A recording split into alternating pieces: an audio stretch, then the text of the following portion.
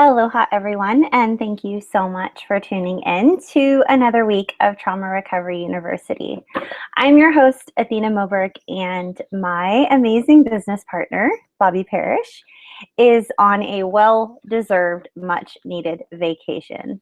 So as I put in the description, please feel free to send her a bazillion tweets filled with love and confetti and all kinds of fun stuff and love and goodies. We show up here every week. Are you in the right place? Who are we? You don't see my business partner, but she is normally here with me. I'm Athena Moberg. I'm an adult survivor of childhood sexual abuse and exploitation. And I show up here along with our global community of awesome survivors. And we share every single week live Q&A on Mondays, 6 p.m. Pacific, 9 p.m. Eastern. We answer your questions. You send them to us. You either tweet them or you send them on an email, which I will tell you what our email address is, or you can pop over to the About section and see what our email address is. It's nomoreshameproject@gmail.com.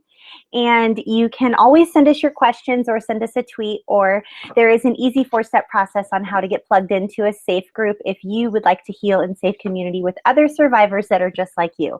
So if that is you and you are a survivor or you're a loved one of a survivor, then you're in the right place. And this is live Q&A Monday, and we have a new topic every single week. And we have an entire library of downloadable one-page resources for you and just complimentary access because we're grateful for you. This week's topic is minimization. More specifically, how do we not minimize our abuse, and not only minimize the abuse that we incurred and just sort of dismiss it as though it was nothing, but we also minimize the progress that we have made through the hard work that we have done in our recovery journey. So tonight's topic is going to cover both the abuse that we minimize and also the progress in our recovery journey that we minimize, why we do it, and how to not do it. Because when we minimize, we delay our progress. We delay our recovery journey. When we own our progress and we show ourselves compassion and we self-champion and we affirm ourselves and validate ourselves, and we look to others in our safe circle of friends to seek validation and encouragement, and just if one other person in the whole wide world hears your story and you've used your voice, and you're able to be validated, you're able to be encouraged, and then therefore you can heal at an exponential rate. Shame is what keeps us stuck, and shame cannot survive unless it is in silence and secrecy. So that is why it takes so long for people who have been abused during their formative years, younger years, to come out and actually share that they've been abused, whether it's with a pastor or a therapist or a counselor or a trusted friend or a parent or a loved one. It takes us so long because of the shame attached to the abuse, and then all of the components that add to the shame, such as the gaslighting and the blaming and shaming. We're blamed and shamed for our own abuse, and our family denies our abuse. And we have tons of videos in our video library. Harry, if you could pop up the videos here, if you could pop up gaslighting, grooming, when our family or our abuser denies our abuse, and tons of other videos, which I'm sure I'll think of, and we'll pop them down in the description section as well, if Harriet could do that as well. You're awesome, Harriet. We love you. So there's so much. It's such a loaded topic, and we have 3 Twitter chats per week, and I will tell you about those 3 Twitter chats. And before I go any further on tonight's broadcast and we discuss minimization and how we don't want to minimize, we want to make sure that we are accepting of what it is that we have been through. We are calling abuse abuse. We're showing ourselves compassion. We're learning healthy daily habits. Before we move any farther onto that, I want to say a very special thank you if you're tuning in on a podcast and you're listening on iTunes or Stitcher or any other podcast platform. And I want to say a very special thank you to you if you are viewing us on Roku. We love our Roku family. You guys are amazing. We have so many 5-star reviews, and we we care about you, and we're grateful for you guys. And we don't really have a way to like reach out and connect with just the Roku people and say how much we appreciate you. But if that's you and you're watching us on Roku, thank you so much. And our YouTube community is growing. And as I was sharing last week with Bobby, our YouTube analytics say that we're in over 100 countries, and we're reaching so many of you for hours on end in all these different countries. And so we're just humbled and we're grateful for each of you. And I want to, normally my business partner, Bobby Parrish, would go ahead and she would issue a trigger warning and she would give you the resource numbers. So I'm going to do that really quick. I'm going to issue a trigger warning for this broadcast. If you're unfamiliar with what a trigger warning is or what is a trigger, Harry, if you could pop up the video here that talks about what a trigger is, that would be awesome. A trigger is something, if you're living with post-traumatic stress disorder, or if you even have post-traumatic stress symptoms or indicators, or you're often frozen, or you get a high level of anxiety around certain situations, that's a trigger. So this broadcast talks about childhood abuse, and it can be very triggering. I'm going to be reading some questions from our safe groups tonight with the permission of everyone that posted them. And the questions go into great detail, and some people are sharing their stories, and that can be extremely triggering for you, the survivor. So I just want to be very mindful to share a trigger warning with each of you. And I want to let you know that if you are triggered during this broadcast, we want you to get help, and we don't want you to suffer even a moment longer. So please don't seek help on the hashtag No More Shame with all of the other participants. Please instead reach out to RAIN, our friends over at the Rape, Abuse, Incest National Network. They have an awesome chat feature on their website, and that's RAINN.org. They also have a telephone number that's toll-free here in the United States, and that's 1-800-656-HOPE. Now, if you are watching this video and you're in the UK, you can reach out to the Samaritans, and I have their information here. The Samaritans can be reached at 116-123, and you can also text them at 0775-90-9090. You can also email one of their staff members who takes emails from anyone that's in crisis or is in need of help, and her name is Jo, J-O, at Samaritans.org. So on this topic today of minimization, the role it plays, the ways we can minimize our progress, the way we minimize our abuse, we're going to go into great detail, and we're going to list a couple of different ways that we do that. And I know one of our community members, Jody, shout out to Jody, she actually helped me moderate our Twitter chat this morning that is dedicated specifically to our huge following in the UK. So special thank you to Jody. Special thank you to Matt, who is tweeting everybody right now, I'm pretty sure, and just letting you all know that I'm flying solo tonight, and so I won't be able to monitor the Twitter stream like I would love to. So tonight's going to be just a little bit different than it normally is. Not an effort to trigger you whatsoever. We just want to give Bobby the much needed and much deserved time off that she needs. So you're stuck with just me tonight, and this topic is going to be a deep one. Minimization plays a role in the lives of not only survivors, but every single person. So we do have a comprehensive one-page that you can get complimentary just for being a listener, viewer, just an awesome survivor, or a subscriber. Subscribe to this channel if you are an adult survivor of child abuse, and tell someone that you know or love that might be a survivor where they can get complimentary resources by coming to our channel.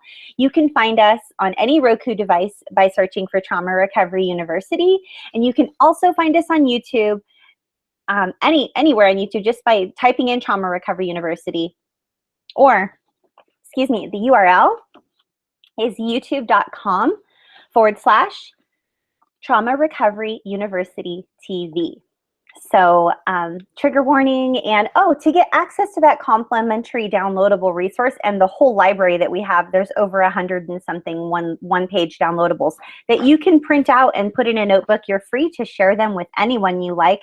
There is some copyright information on there. It is our intellectual property that we've done research, and we have a lovely intern, Maggie, who does a lot of research for us as well.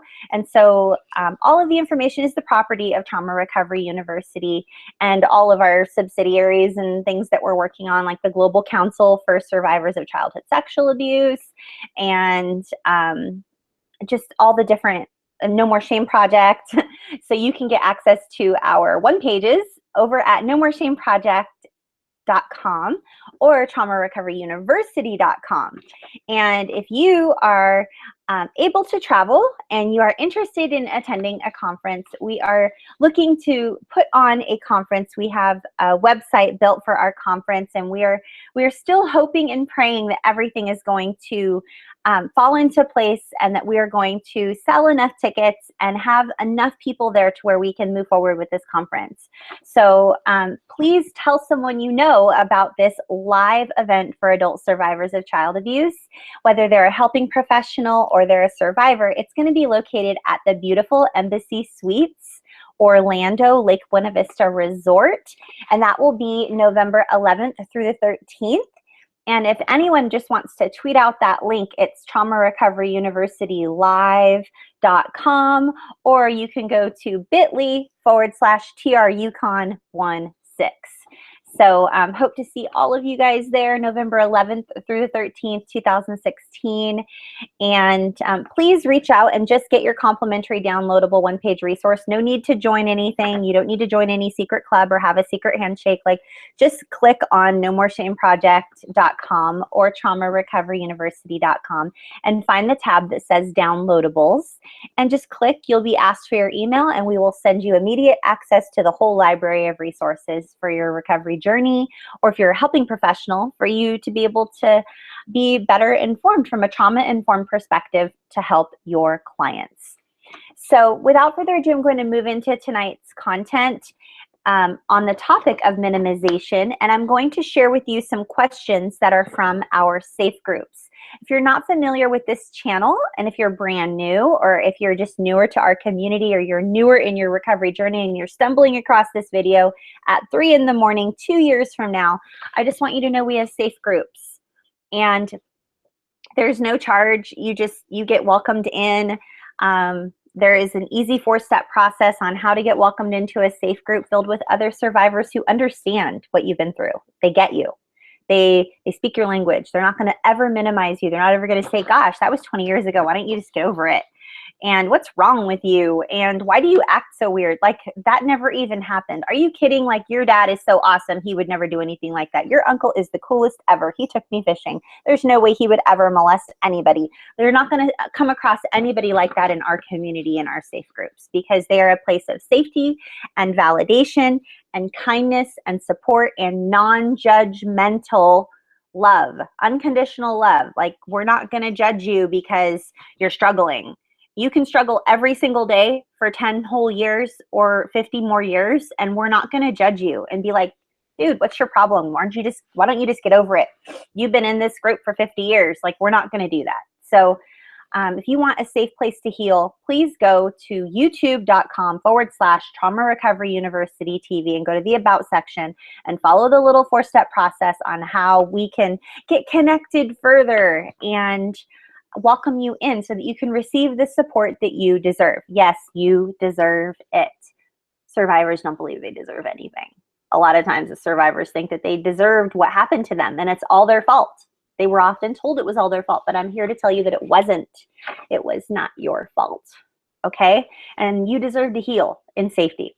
So I'm going to jump in tonight's topic of minimization, and I'm going to share with you some different questions and correspondence back and forth from a whole bunch of our community members that are healing in safe community, and I'm not going to use anyone's name. I'm just not. I got permission to use a couple people's name, but I didn't get permission to use everyone's name, so I'm not using anyone's name. So one person says, Actually, I'm going to read I'm going to read a story first. I'm going to read you a whole story of someone on the topic of minimization, and then I'm going to answer some questions. There's not really a lot of questions in it. It's just a story of an example of minimization and how it shows up in our life. And then I'm going to ask some questions, or then I'm going to answer some questions that you asked. So pardon me for looking away and reading, but it's just how I got to do it tonight, folks, because Bobby's on vacation. And so I'm just winging it here. And thanks for playing along and for just being sweet and kind. And oh my goodness, there's a whole bunch of you here, like more than normal. So welcome, welcome. I'm grateful for each of you. And thanks for having a lot of grace and mercy on me tonight, with me not being able to hang out on Twitter with you guys, which I totally love to do. So here we go. This is a story that someone shares about how minimization has shown up in their life, okay? Hang out with me here. Oh, before I go into reading all of this, there's one last announcement that I forgot to make.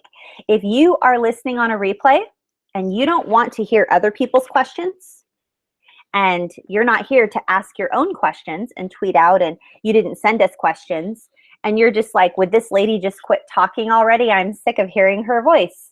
And you just want to fast forward to the comprehensive downloadable one page and view that as a screen share, kind of like a webinar, like a teaching, then you can go down in the bottom of the description section of this video, right before the comments, and you can click on the number, and it says, if you're here watching a replay and you don't want to listen to us talk, you can just click here. So just, that's there as a convenience for you, because so many of you all were asking for that. Like, goodness, if we're not live, can you just tell us what the number is where we don't have to listen to you? So, so if you're sick of my voice already and you're watching a replay, click that number and get fast forward, and then you'll just get the information. But this is some good stuff.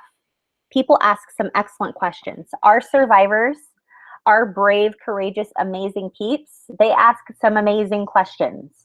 So if you are just new and you want to just hang out, I'll read fast, and someone might ask your question. So here we go. I'm going to read people's questions and stories now, and then I'm going to answer them. I'm going to answer them like as I go along. Okay. I sort of feel like this is a little like Richard Grannon. Like I'm channeling my inner Richard Grannon right now. You know how he sits and he reads questions from the forum and then he just answers them. And so, yeah, shout out to Richard Grannon. And this is, should I talk in a British accent like Richard and say the F word over and over again because it's awesome? I won't, but that was for you, Richard. And it was a horrible, horrible impersonation, so forgive me. Kind of like when Richard does an impersonation of Sam Vaknin. Yeah, that's funny. Okay, so here goes, guys. Or when he does impersonations of people from California and he's like, dude, whoa, dude, really? Yeah. Okay, here we go. So these are some questions and stories from our safe groups. And thank you for being here and for understanding why I need to be reading and looking down. So here we go.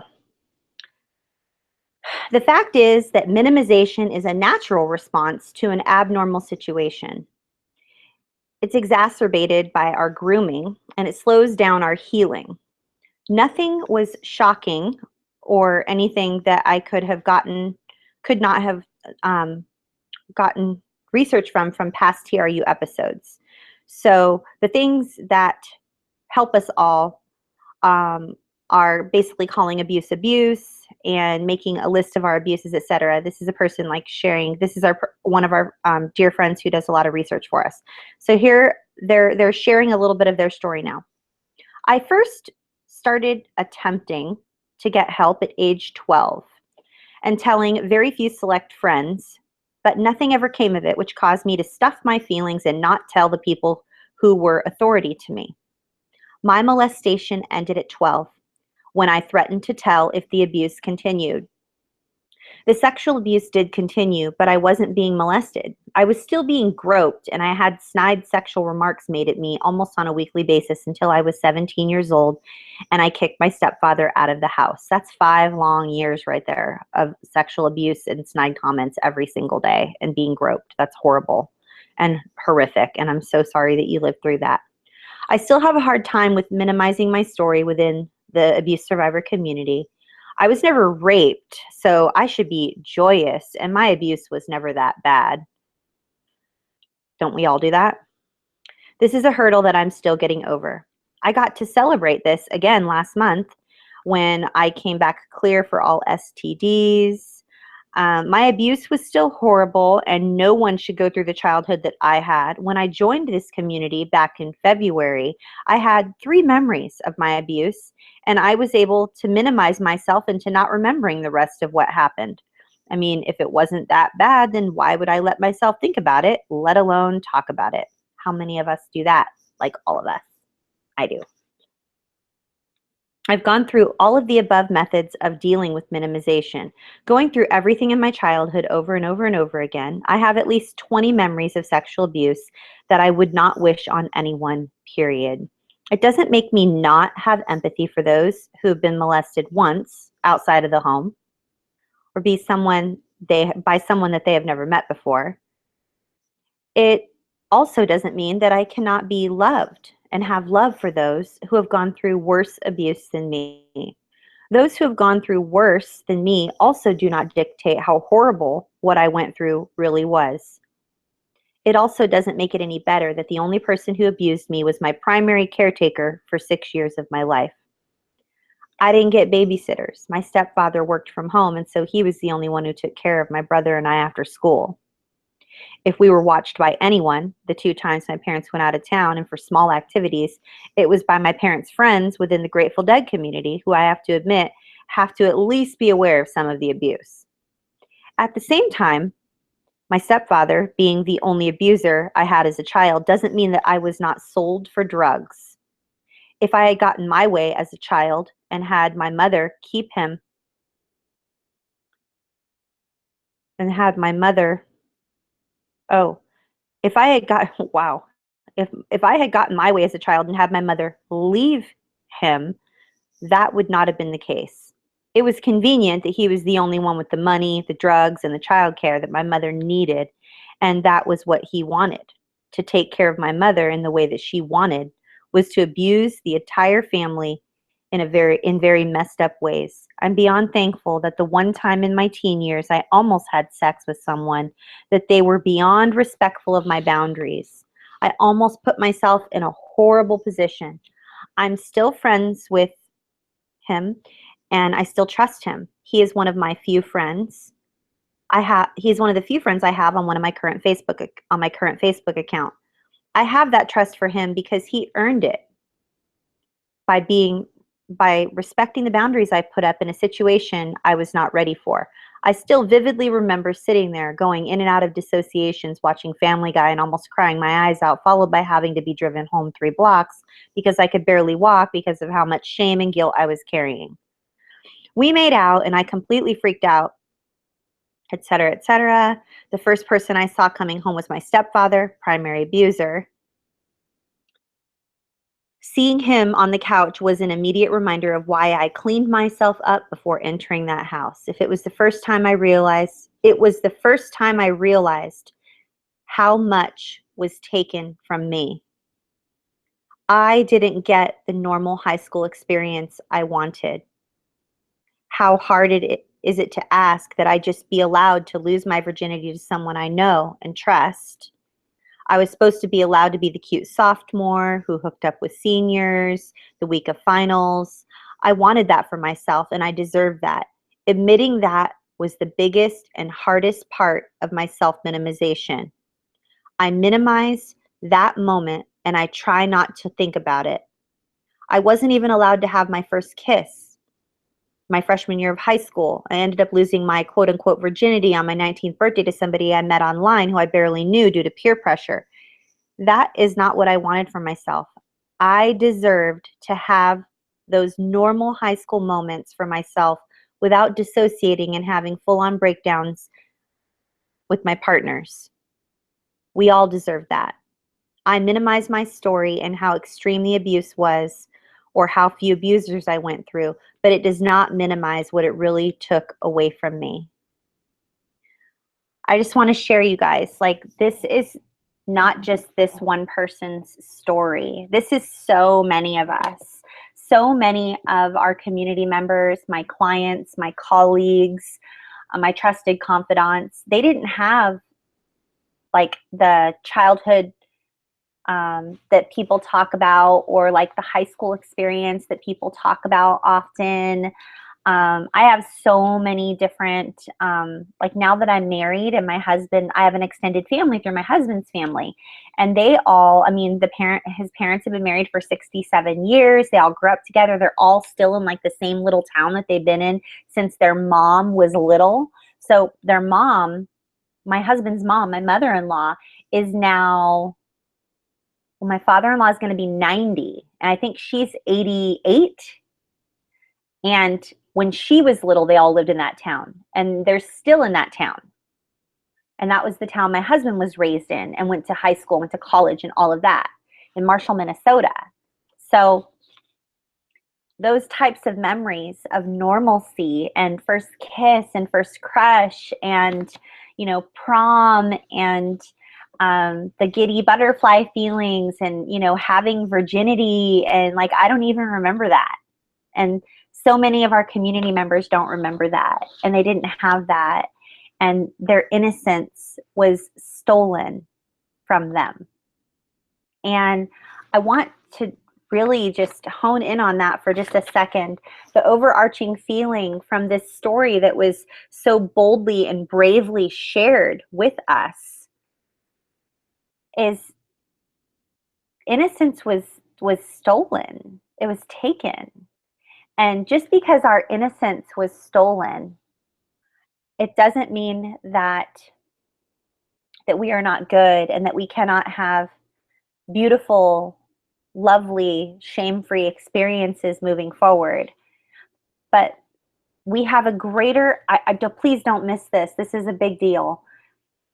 We have a greater likelihood of experiencing beautiful intimacy and vulnerability and safe relationships as we choose to call abuse, abuse. And as we choose to practice healthy daily habits, really ground ourselves, really validate ourselves, really show ourselves some compassion, and commit to learning about self-championing and self-compassion. And that raises the likelihood that we're going to be able to enjoy intimate relationships and safe vulnerability in our adulthood. I mean, this side of heaven, I'm just looking forward to having less shame and enjoying deeper relationships, deeper interpersonal relationships. And the only way for me to have deeper, intimate interpersonal relationships and continue to show up vulnerably in a way that validates others and empowers others is if I practice daily healthy habits. So I just want to encourage you guys, like, that's my takeaway for this whole episode. Okay, turn it off. You don't need to watch anymore. Just kidding. But that's the overarching feeling I got from reading this story and sharing it with you guys.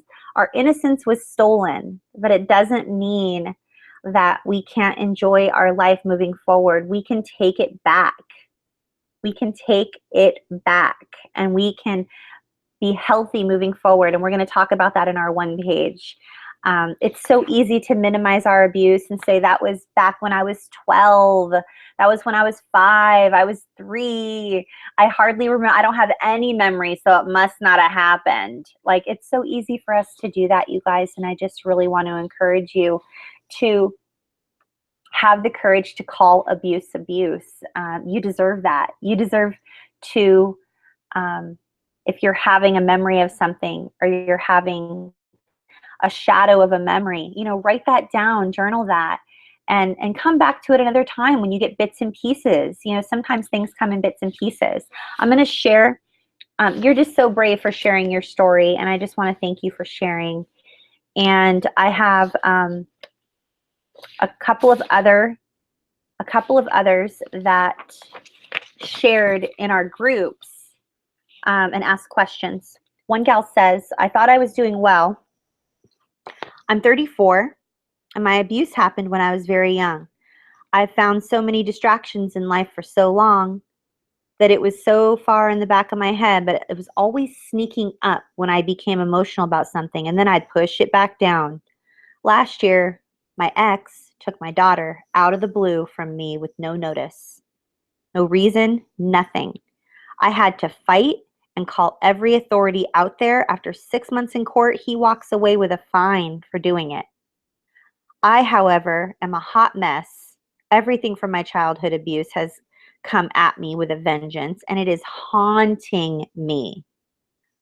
That's what happens when we minimize, you guys. When we stuff, avoid, or numb, it haunts us. Or we're cruising along, and then bam, it pops us right in the forehead right when we think we're fine. So that's why it's super important not to minimize and avoid. Because minimization goes hand in hand with avoidance. So we got to really be careful if we're like, are we self-championing and we're becoming like greater than, and we're not, I am not my abuse. It is not what happened to me, and I'm taking my power back. Like there's that stance, or there's what abuse? Like that never even happened. It wasn't that big of a deal. Notice the difference. Notice avoidance versus like taking our power back and being like, it doesn't define me. So it's just important to be mindful. I'm going to go on reading this story. I have my daughter back now. Praise God. My question, shouldn't I be over all of that by now? So many years have gone by. Why now would all of this come flooding up? Thank you so much. Sorry for the long message. Don't ever apologize for long messages. I'm the queen of long messages. Yeah, when we avoid stuff or numb, we suffer. Period. We just do.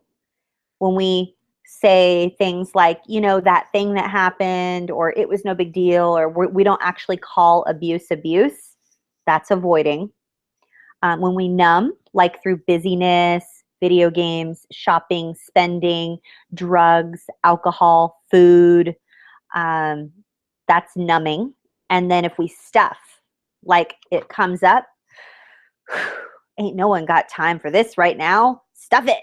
And you know, like I gotta keep it together. So you stuff it. Like that's okay in the moment, as long as you process it and like remind yourself that day. Give yourself a daily opportunity to feel all of your feelings, whether they're painful, joyful, whether you're feeling afraid, or you're feeling sad, or you're feeling lonely, or you're feeling happy. Celebrate those moments when you're feeling happy or you're feeling joy, and powerfully acknowledge when you are feeling pain or sadness or fear or regret, because you're giving those feelings, you're giving them a voice because they matter. You matter. They're part of you. So as we avoid, numb, and stuff, we're actually invalidating ourselves. I don't have time for that emotion. Abuse, what abuse? It's no big deal. I should be over it by now. We're invalidating ourselves when we choose to avoid, stuff, or numb. And the result?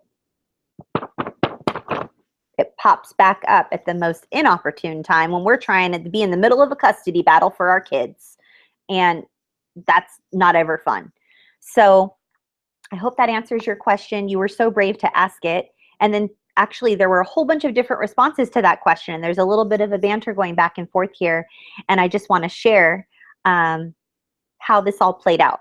So someone responded, I know exactly how you feel. And I just want to say that's one of the things I love about our safe communities.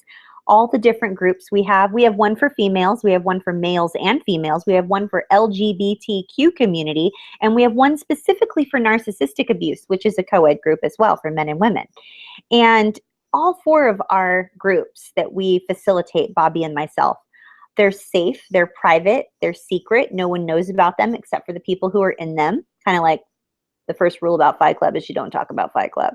Like we just have secret groups is what we do. We show up, we have our mask off, and we are vulnerable and we share. And the most beautiful thing happens. I go to sleep I'm in Hawaii 6 hours earlier than most of you all on the East Coast, and like 10 or 12 hours earlier than all of you guys that are in the UK right now trying to sleep.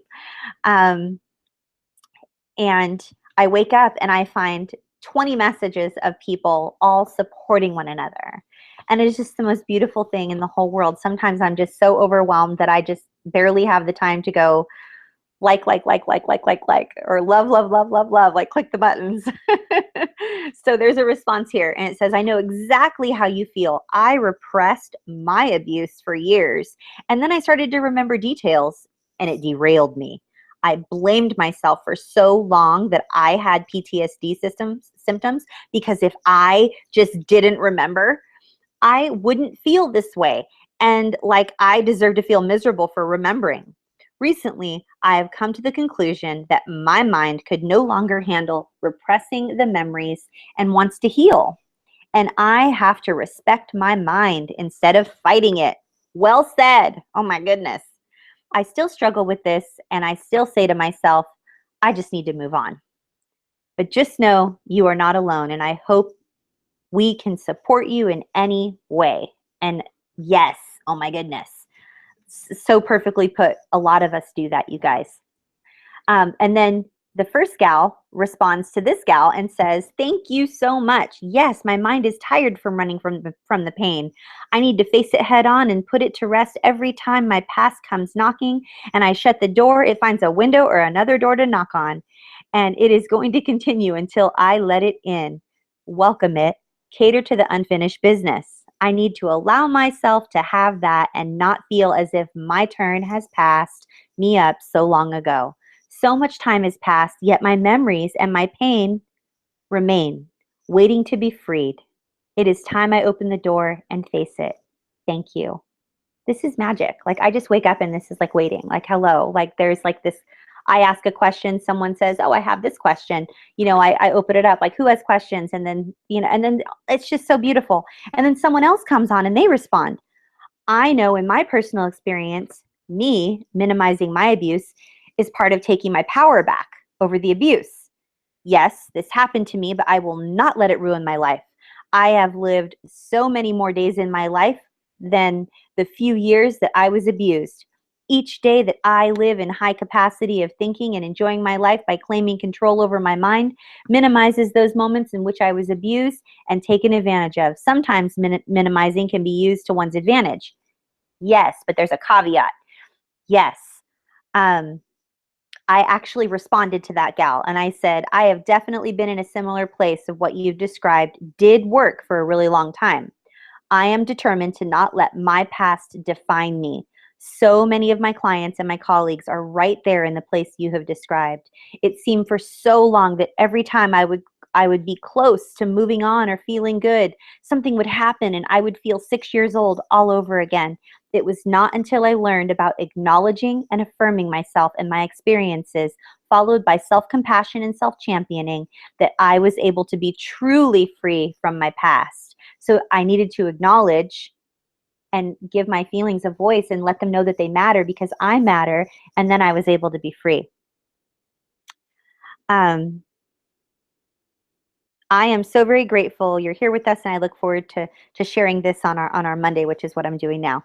And then someone else wrote in sharing their story, and this is it all just happens so fast, you guys. These groups are amazing and healing and magical and powerful, and I just don't even know how to share with you how awesome it is.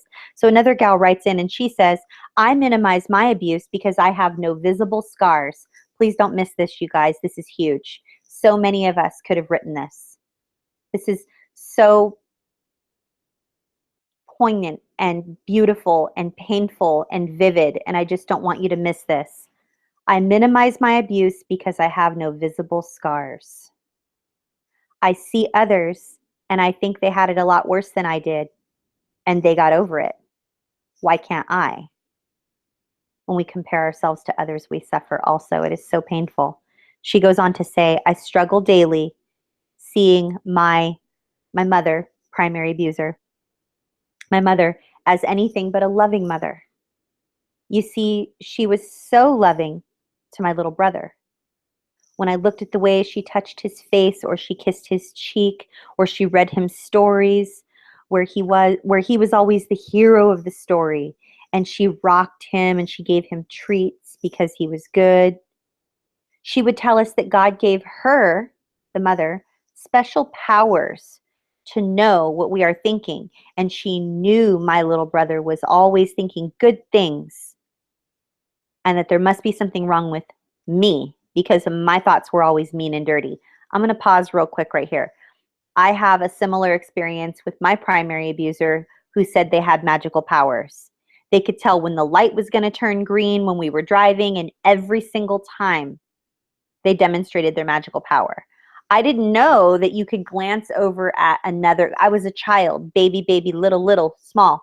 I didn't know you could glance at the other lights knowing when like the yellow happened and then the red, so you knew when ours was going to go green. All I knew is that my primary abuser would say, "Alakadabra, alakazam, make this light turn green as fast as you can." And you all might be laughing at me right now watching this video, but how many of your abusers told you they had magical powers? And you were convinced as a young child who believes in fairy tales and magical powers? It is so sick and so twisted and so demented and just wrong on so many levels, because that is part of the grooming and the manipulation and the power over the child, convincing them that they are superhuman and that they know everything and they can do anything. I'm going to go on and finish her story right here. It is heartbreaking, heartbreaking. And I want you to brace yourselves and please practice excellent self-care and get yourself some water or something awesome. Cheers, okay? Because it's a painful story.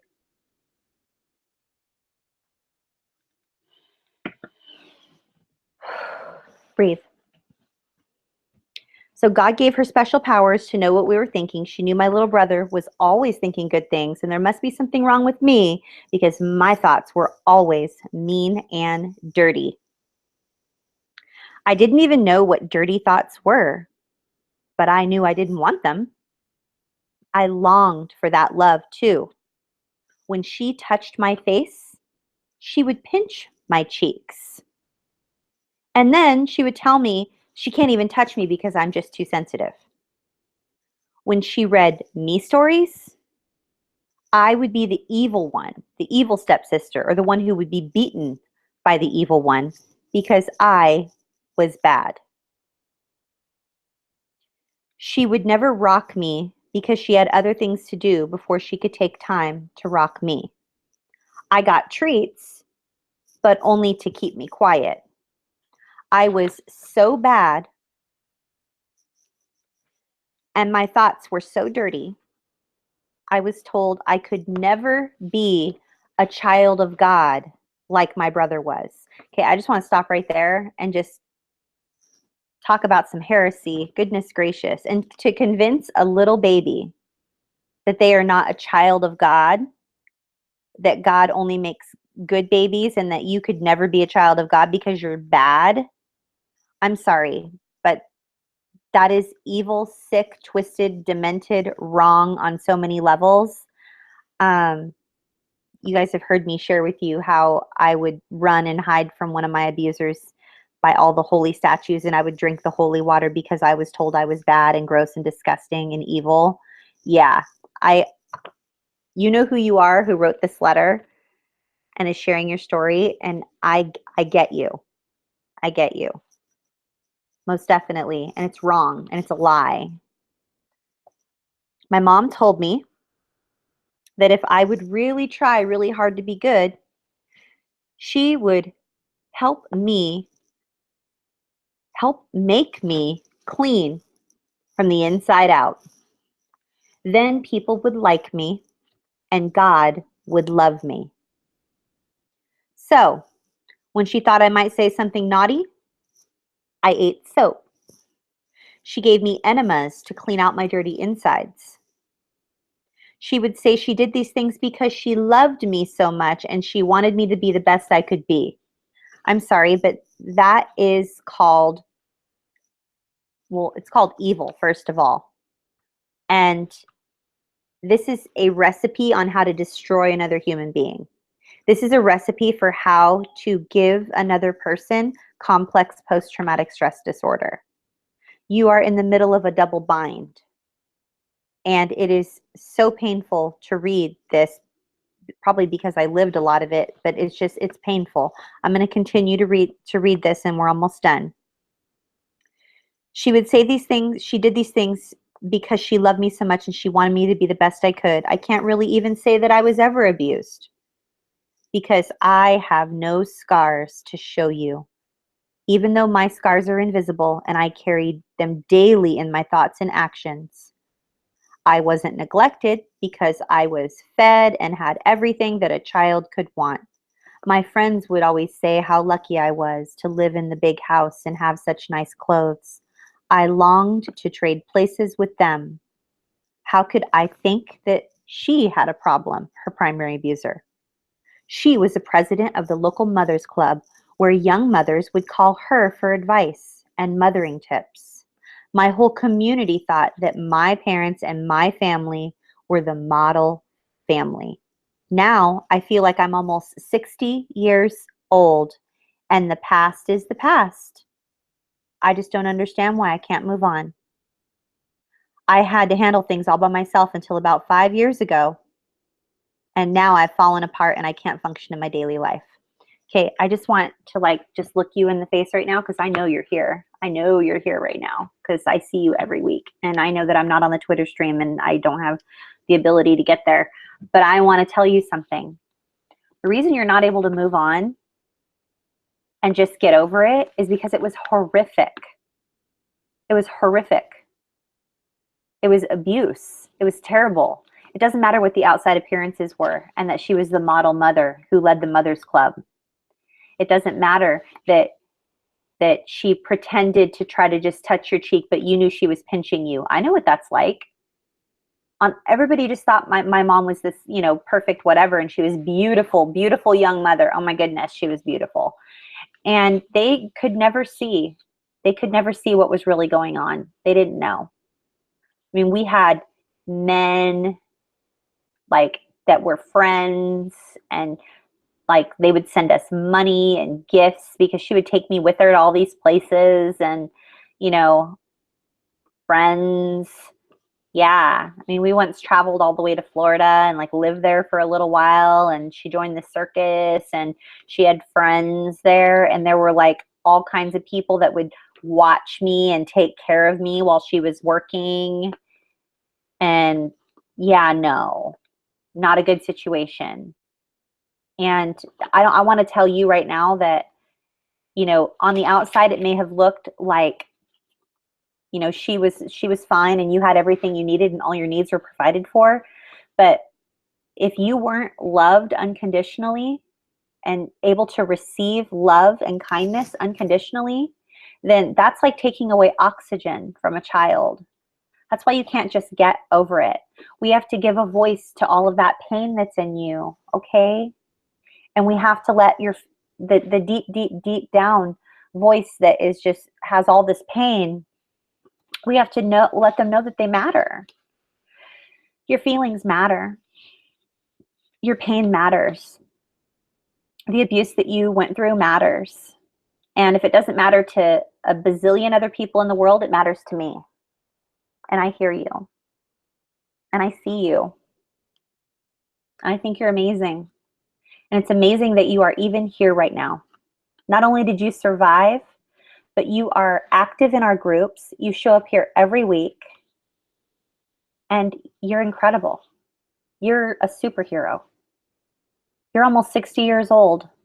And here you are. And I know what you do on your spare time. I know the profession that you've had and that you're recently no longer in. And I know where you've traveled to and the people you've helped, the mission trips you've gone on.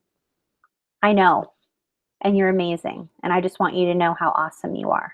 And it's amazing that you survived and that you're here and that you encourage other people by transparently and vulnerably taking that mask off and sharing your story.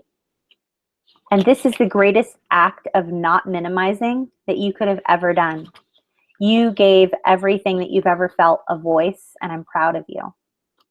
So I hope that you are able to receive that in some way.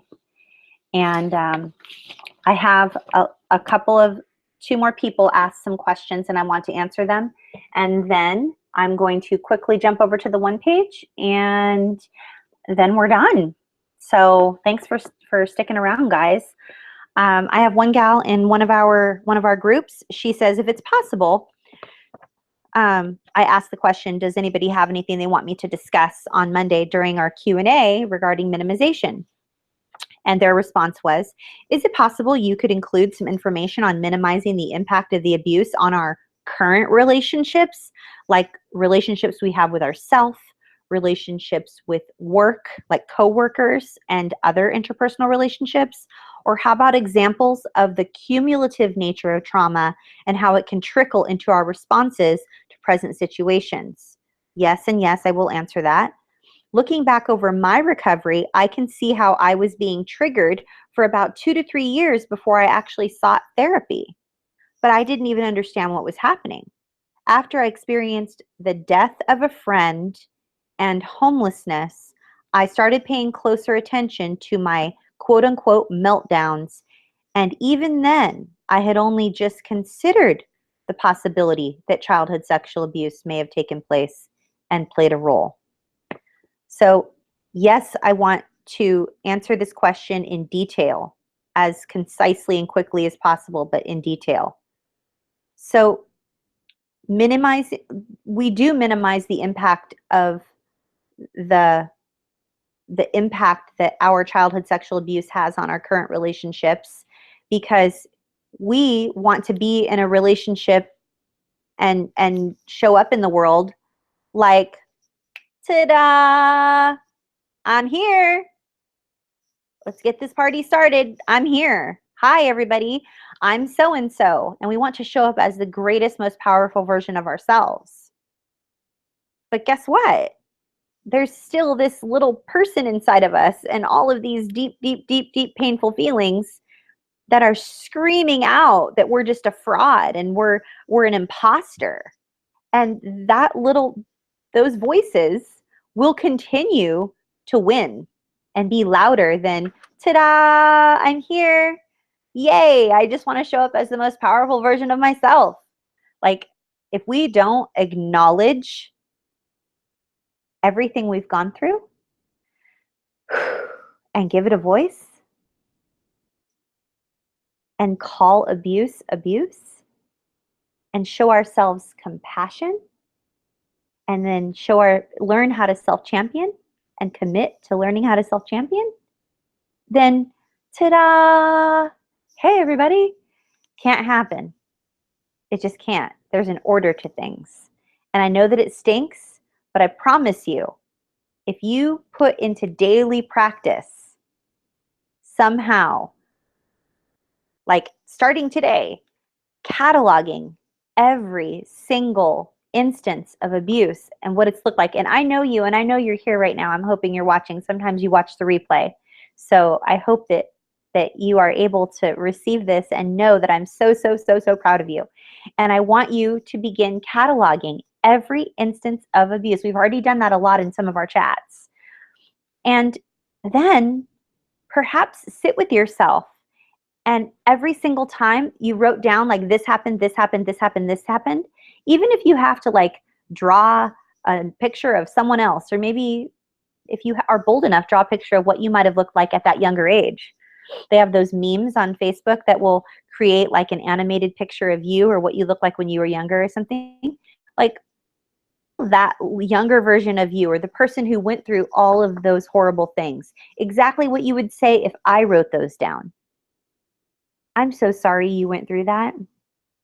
I'm sorry that you lived through so many years of abuse. I'm sorry that you even understand what the words childhood sexual abuse even mean. I'm sorry that your mother treated you that way. I'm sorry that you aren't able to enjoy certain smells and activities because they're triggering for you. I am so sorry that you went through all of that. You didn't deserve that. I just want to affirm you and validate that your feelings matter and that you didn't deserve that. And I want to cheer you on and tell you that you can do anything. You can be anything. We can do this.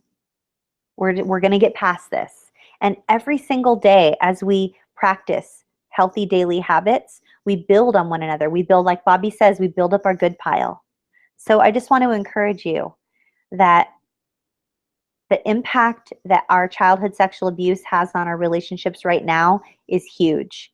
It is almost impossible for us to show up as the most awesome version of ourselves that we want to be if we have never truly given a voice to that younger version of ourselves that went through the horrific hell that is childhood sexual abuse.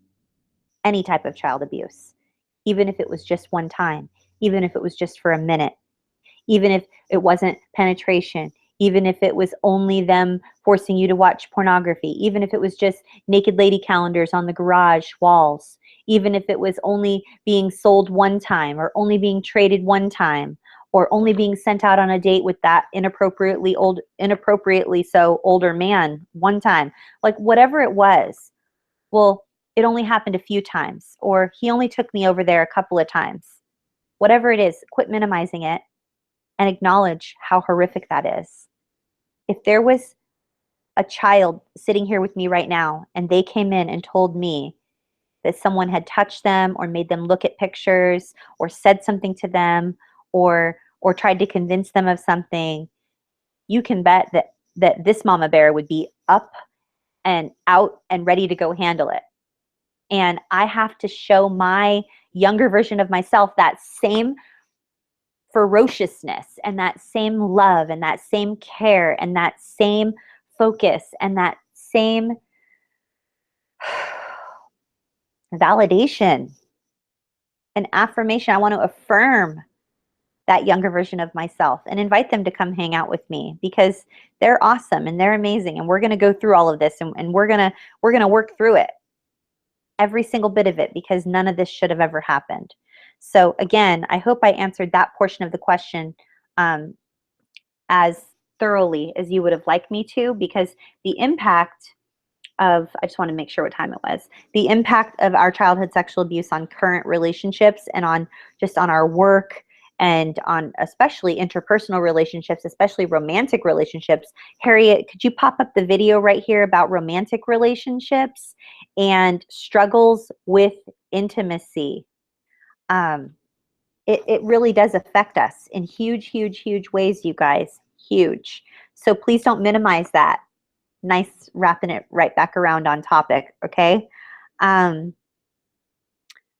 then you were being triggered for 2 or 3 years before you sought therapy, before you even knew what a trigger was. The same thing happened to me.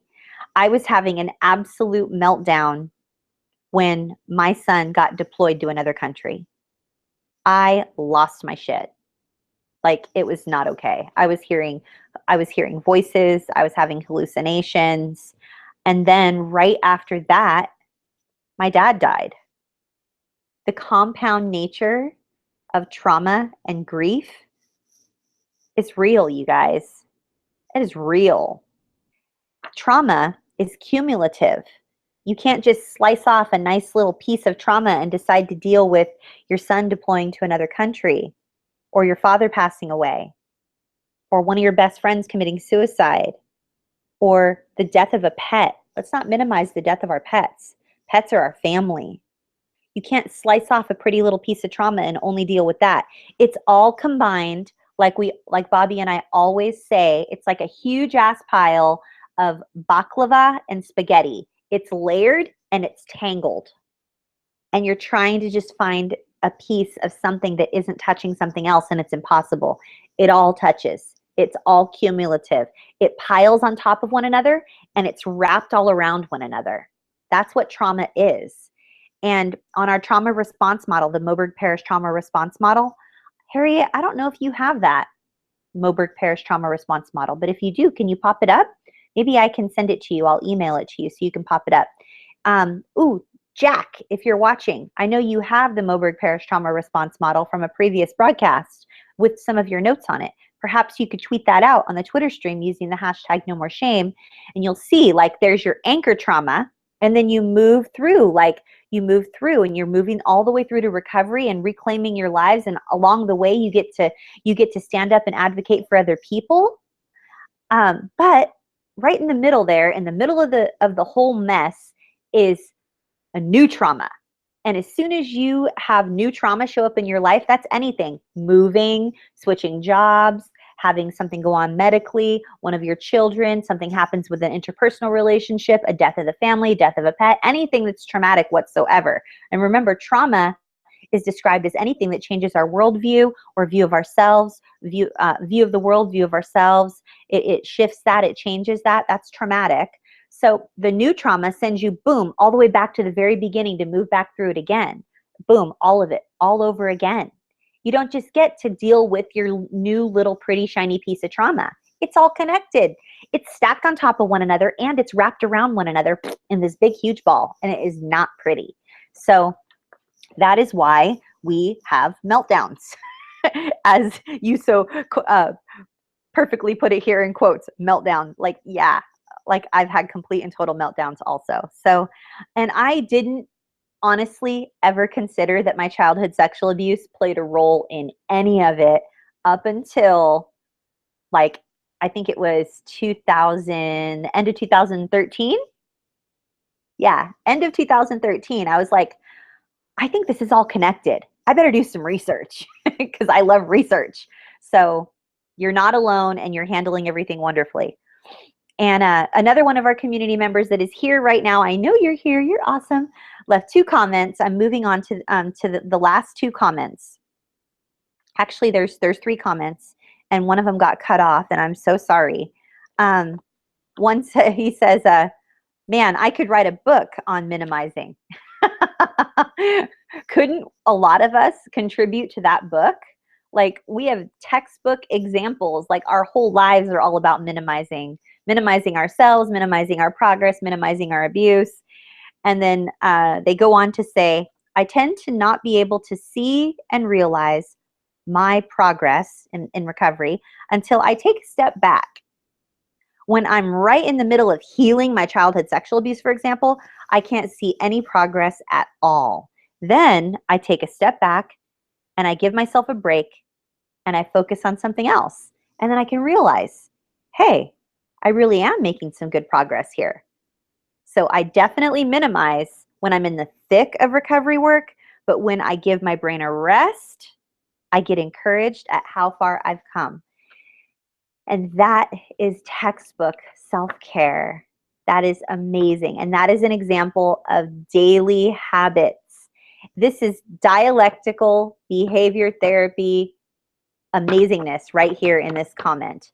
As we choose to go through like perhaps a dialectical behavior therapy workbook, and we learn excellent habits on a daily basis on grounding and learning how to radically accept the things that we've gone through and as not a part of who we are, but what happened to us, and really just focus on being mindful of like the moment, be in the moment instead of being stuck in your head and in your abuse mind.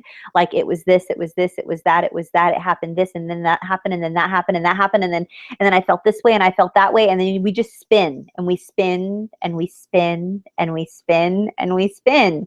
But if we're mindful and we try to bring ourselves into the present, there was a great meme that went out last week. I saved it on my phone. It talks about really great ways to help with your PTSD. It talks about, I think it says something about breathing. It says, now focus on your left shoulder. Focus on your right shoulder. I have it right here. Let me find it for you guys. I know that I shouldn't be on my phone while I'm here. I should be paying closer attention, but I want to, oh, here we go. Ways to quicken PTSD recovery. Okay, this is what the meme looks like. I'll go ahead and tweet it out unless one of you guys has it, and then you can send it out. That would be amazing. I guess there's such a glare, it's hard to see. Connect to your mind. Say cancel when negative thoughts intrude, and then smile. This trains your brain to shift from negativity and create serotonin. The upward curve of your lips releases the hormones. And your subconscious, which will win 100 times out of 100 over your conscious mind. You know something cognitively, your subconscious will win.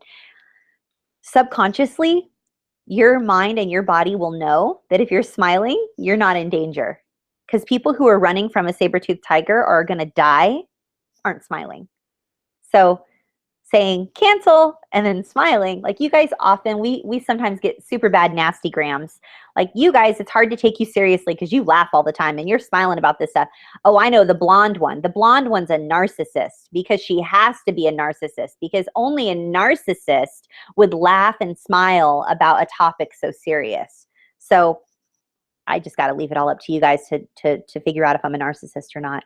I don't think I am. I'm hoping not. I mean, it terrifies me to think that, and that's like one of the qualifying factors. If I was, I wouldn't care. So I would never want to be considered that. So step 1, connect to your mind. Step 2, connect to your body. Step 3, connect to others. Step 2, focus on your left shoulder. Now focus on your right shoulder. Getting in touch with your body helps you reconnect versus dissociate, and it will enhance mindfulness. Straight up DBT right there. Connect to others. Listen with your full brain to a friend or to a stranger. Totally focus on what someone else has to say. This helps you get out of your PTSD created thoughts. So helpful. In fact, I'm going to tweet this out right now in using our hashtag. And if you all could just retweet it, I would just love you forevers and evers. I already do, but it'd be awesome for you guys to tweet this out. Share it with a bazillion people. Thank you. Yay. Retweet, retweet. All right, and then the last comment got cut off. It was one of our community members talking about how discouraged they are about their lack of progress and that they are still just as terrified as they were in day 1. And my answer to that is I really just want to encourage you to be patient. You've just started your recovery journey. And Bobby and I have been in therapy cumulatively for like 30 years, healing. And now we're trying to like share everything we know. Like we wish we could just do like a brain dump, right?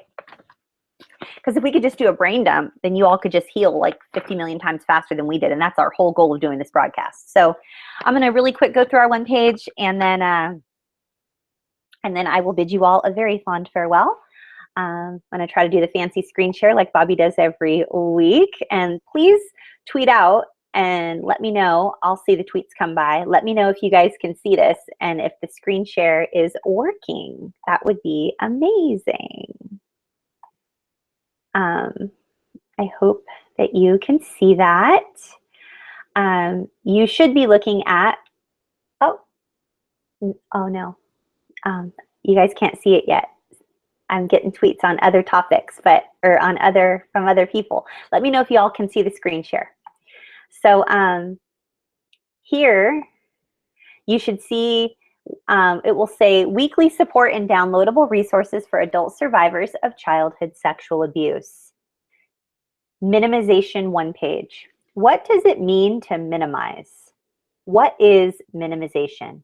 Here's the dictionary.com definition. Oh, thank you so much, Lucy. Thank you. It's working. You guys can see it. I'm so stoked right now. You guys are awesome. All right, so here's the dictionary.com definition of minimization. Minimize, verb, used with an object. Minimized or minimizing. Number 1, to reduce to the smallest possible amount or degree. To belittle. Yes, we belittle. Isn't that horrible that we think about the fact that we belittle ourselves? Like, we wouldn't belittle other people, but we do it to ourselves all the time. And just take note that shame and minimization go hand in hand, you guys. There are a variety of ways we, as survivors, participate in shame and minimization. Most of the time, we do not even realize we're doing it. It's just part of our modus operandi. It's how we were trained. Our minimization is a byproduct of the shame we carry from childhood, which is multi-pronged. Here are a couple of ways. Number one, we can shame ourselves and minimize the abuse we incurred by thinking and saying things such as, I was only abused a few times, my family doesn't believe me, and since I don't really have any proof, I might as well just get over it. My aunt says I should just be grateful for the roof I have over my head and that it could have been much worse after all. Some kids don't even have a house or food to eat. Or the ever famous that I used to get, there are children starving in Africa. What is your problem? Eat your food. Even if the food was spoiled and making me have diarrhea, like I was told to eat my food. Okay, number two. We can shame ourselves and minimize the progress that we've made in our recovery in the following ways. By thinking and saying things such as, I should be so much farther along by now. I was doing so good and now I've unraveled all of my progress. Okay, I'm doing much better than I was, I guess. But it's only because of, and fill in the blank with any number of minimizing statements that take away the good feeling of working hard to recover from our childhood trauma. Like, I think something that I've said, I've actually never said this to you guys on a broadcast before, I think because I was too afraid to say it, but I'm going to go ahead and say it anyway now because I can. I pictures of the beautiful place I live here in Hawaii, where we have rainbows every day and we have ocean and it's gorgeous and it's beautiful. It's breathtakingly serene, and I am safe. I am truly safe for the first time in my life here on this island. I'm far away from any of my abusers and I'm grateful to be here. But here we go, guys. This is a mask off moment. I'm taking my mask off and I'm just sharing this with you. I don't post pictures of how beautiful it is here in Hawaii because for the first 5 to 8 years that I lived here, almost every single time I posted a picture of where I live, I would invariably receive a comment from someone, whether it was a family member or even some of our community members would say something along the lines of, wow, must be nice. Must be nice to live in such a beautiful place. No wonder you're so happy all the time, Athena. I would be happy all the time too if I lived in Hawaii. Must be nice, Athena. Or I would get these ones are the best. Hope you're having a great day, Athena. Oh wait, I forgot. You live in paradise. How could you be having anything but a great day in Hawaii? Yeah. In the middle of an anxiety attack where I can't breathe, or a PTSD meltdown, or I'm unable to get out of bed, or I've worked myself into such a frenzy that I'm physically ill, unable to get out of the bathroom because my anxiety is through the roof and PTSD is taken over completely. But how could I be having anything but a great day because I live in paradise? There, I said it. I said the thing I was most afraid to ever share with you guys. I'm not ashamed of living here on this island. I'm grateful. I'm grateful that God brought me here to heal and to give me a safe place to finally heal from the trauma that I've lived through.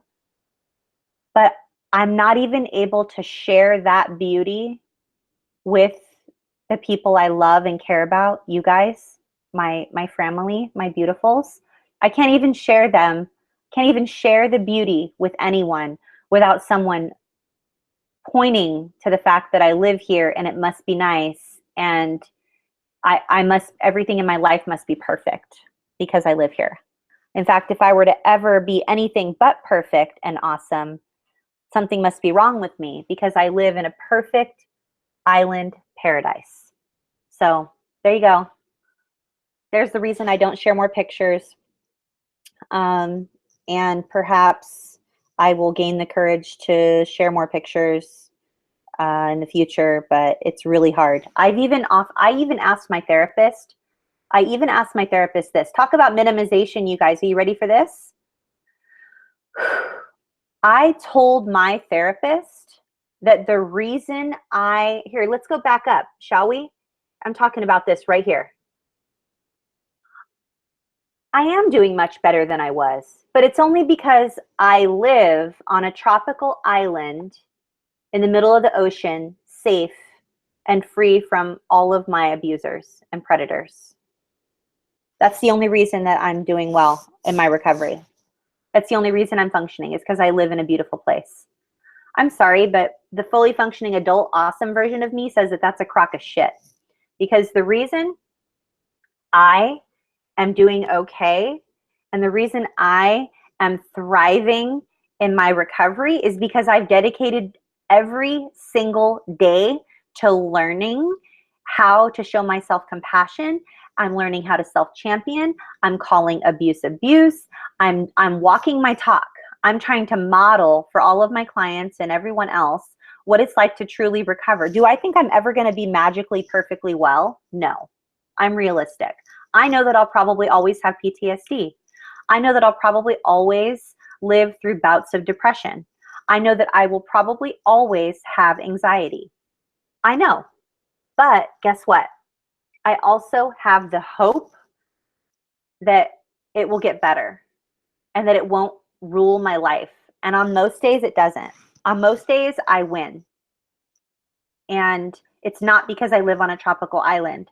It's because I've worked my ass off. And I mean, I get tears in my eyes when I think about how hard I've worked. I have worked really hard in this recovery, you guys. And to have people chalk it all up to where I live, and that's why I'm okay, and to know that I did that, I'm the one who told my therapist over and over. In fact, I still have that fear. I still wonder if I would be okay if I lived anywhere else. So there you go. A little vulnerability for you there. Number 3, we also tend to minimize compliments. People, I'm just skipping right along, huh? End of conversation, sorry. We're gonna move along, guys. Number 3,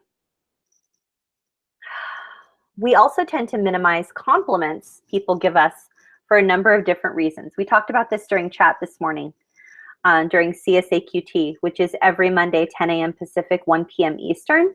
It's dedicated primarily to our huge group of amazingly brave survivors in the UK that are on Greenwich Mean Time, and that happens to be 6 p.m. for them on Mondays. 6 p.m. Greenwich Mean Time. Hashtag CSAQT, which stands for Childhood Sexual Abuse Question Time. And we talked about this a lot this morning. During childhood, compliments that were given to us often came with a hefty price tag. Therefore, compliments can be triggering. So many people shared this morning that when people give them compliments, they minimize the compliments or they deny the compliments. Oh, you did so well on that presentation. Oh, it was okay. It was all right. I messed up. Oh, that's a really beautiful sweater, Alice. Oh, this old thing? Yeah, I think I got it at the thrift store. You know, we don't accept the compliments that people give us because my professional hypothesis is that we move immediately into our trauma response. If you have not read Pete Walker's book, Complex PTSD from Surviving to Thriving, to learn your trauma response type, whether it's fight, flight, fawn, or freeze, I highly suggest and recommend that book. His work is incredible and groundbreaking. And I feel that compliments are triggering to us. And so we instantaneously, this is my professional hypothesis, this is my take on it. We instantly move in, we're traumatized by the compliment on a mild level or on a not so mild level, that we defer to our reptilian brain or our trauma response type. Mine is freeze, flee. And if I'm in an unhealthy situation with someone who's predatory, it's usually freeze, fawn. So when I'm complimented, freeze and then try to run away as quickly as possible. And I shared very transparently during chat this morning that someone actually shared with me. I don't even remember when it was. They told me I was beautiful, and I lost control of my bladder. I was so taken off guard. I was so caught off guard and taken aback by the compliment, and it triggered me so quickly. It was a ninja trigger that just whacked me upside the head. I literally lost control of my bladder for a second. And it was just a normal, that's a trauma response, you guys. I was traumatized by, and they didn't traumatize me on purpose. They were trying to give me a compliment and tell me I was pretty, which, you know, thank you. It's so hard, you guys. When you've been traumatized as a child and part of your grooming was that they would compliment you, that does not go away. So I am working through those things. And the way I'm working through those things is by acknowledging that little girl in me and soothing her when she is freaked out when someone gives her a compliment. So a lot of inner child talk on this particular broadcast. Hopefully that's okay. So we tend to minimize compliments people give us for a number of reasons. During childhood, compliments came with a hefty price tag, and therefore compliments can be triggering. And then, of course, my hypothesis is that we move immediately into our trauma response. Second bullet point on number 3, we reason in our minds as survivors that if we choose to accept others' compliments, it must somehow mean that we are actually totally fine and that our abuse must not have even happened. Or at the very least, it was definitely not as bad as we say or think it was. The list goes on and on and on. We always find new ways to shame ourselves and minimize our experiences. It's just what we're good at, you guys. And there is, but this is the good news. We're moving down to the bottom in the pink, huge pink lettering here. There is hope and a cure for minimization and shame. You want to know what that is? Brutal honesty. Brutal honesty with ourselves. Persistent, daily, brutal honesty with ourselves. Calling abuse, abuse. It wasn't, oh, he was just joking. Oh, Uncle Joe was just drunk. Oh, my mom did the best she could. Oh, well, my dad is usually really nice. He only gets that way on holidays. No, it was either abuse or it wasn't. And you got to call abuse, abuse, and allow that younger version of yourself in you to know that their voice matters. Second bullet point, committing to learning and practicing self-compassion and self-championing as a part of a daily routine. Now, there's a DBT workbook that I have here. Oh, it's on my desk. I need to grab that really quick. And it has some great examples of healthy daily habits to adopt as part of an overall health regimen. I believe it's on page, let me see, I think it's on page 267. Hold on, I hope I don't get unplugged here from you guys. Hold on. Okay, I have it. This is the Dialectical Behavior Therapy Skills Workbook, practical DBT exercises for learning mindfulness, interpersonal effectiveness, emotional regulation, and distress tolerance. This particular workbook is written by Matthew McKay, PhD, Jeffrey C. Wood, and Jeffrey Brantley. And I'm going to stop sharing my screen now so that you guys can actually see what this book looks like. And then I think is it page 2? Maybe it's 220. It's 2, let me see. 217. I don't know. I'm taking up too much time trying to find it, but I'm just going to show you the book. Here we go. Okay, so this is the DBT workbook here. Trying to not get a glare on it. I highly recommend this workbook. I go through it with several of my clients, and it always produces amazing results. This encourages us to start a daily regimen and track what it is that we're feeling and know what it is that we're going through on a regular basis so that we can be aware of our triggers, self-soothe, show self-compassion, and practice self-championing. And you guys, when we do those things, no more shame. Hashtag, no more shame. It's amazing. And when we don't feel shame, we don't minimize. We accept those compliments and we're proud of ourselves, and we don't minimize the abuse we went through, and we don't minimize the progress we've made. So no more shame. Again, I recommend this workbook. You guys have been so amazing. Thank you. And if you already haven't, please send some tweets to our lovely Bobby at Bobby L. Parrish, and send her love and confetti and all kinds of fun stuff, and let her know that we missed her, because we did miss her. And this broadcast is so much better having her here, so that it's not just me sitting here talking to you guys. And I know that you all love to see the healthy interaction and the healthy banter that goes back and forth with two individuals that are in a healthy business relationship. So that was not often modeled for us as survivors, and we never got to have healthy communication modeled for us. And so we tend to lose our tempers, or go from high highs to low lows. And so anyway, next week Bobby will be back with us, and next week's topic is depression. And there are some different looks at depression that we're going to look at next week. And as always, you will have a comprehensive downloadable one-page with some excellent tips and strategies so you can feel better today. And if you haven't already accessed your one-page downloadable resource, you can get access to that for free. It's always free. To go to one of our websites, either nomoreshameproject.com or traumarecoveryuniversity.com, and just click on downloadables, and you'll be given immediate access to not only tonight's downloadable one-page resource, which is titled Minimization, or How to Not Minimize, but our entire library. And I would love for you to give this video a thumbs up if it's helped you at all, and share it with someone that you care about. And if you have not already, would you please subscribe to our YouTube channel?